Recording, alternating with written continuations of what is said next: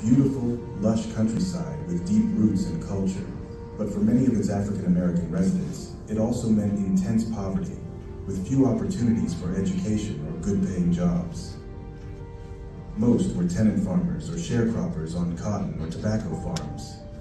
Though the county's population was 2/3 African-American, they owned only a fraction of the county's land. This was the community that Lillie Beatrice Cherry was born into. Her mother and stepfather grew cotton in the rural area of Upper Fishing Creek. She and her 4 siblings were expected to pitch in with the field work and learn the meaning of hard work at a young age. She met her husband, William H. Knight, a fellow Edgecombe resident, when they were both teenagers and soon married. Like many African Americans of their generation, they left behind the rural life and moved to the city in search of better jobs and opportunities. The young couple moved to Newport News in 1957. They settled on 18th Street, and after a number of odd jobs, Knight wanted to apply herself to something bigger and was hired to work as a guard for the Newport News Jail in 1969, a few months before Virginia ended racial segregation in jails. She worked her way up to become Chief Corrections Officer and was officially deputized by the Sheriff's Department in 1976. Newport News had never seen an African-American woman sheriff's deputy.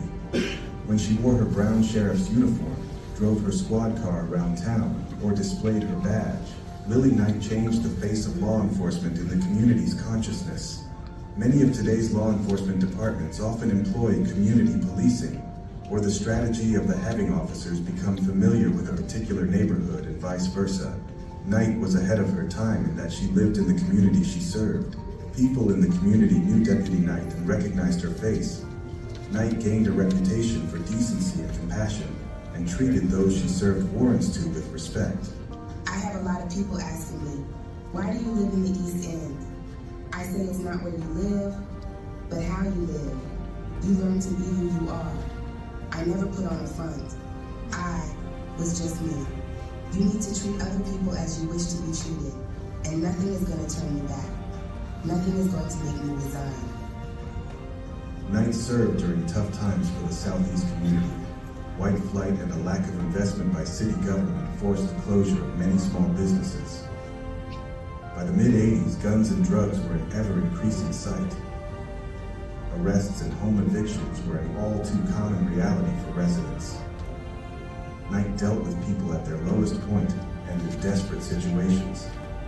She retired in 1996 after nearly 3 decades of service to the department. By hiring Knight, the Newport News Sheriff's Department, whether intentionally or not, opened doors for many more women of color to join a profession that historically had either ignored or excluded them. Sheriff's departments are now more diverse than ever, and many actively recruit women of color. But the need for a better understanding between residents and law enforcement, for deputies and officers too, like Lillie B. Knight, come from the communities they serve, is today more evident than ever.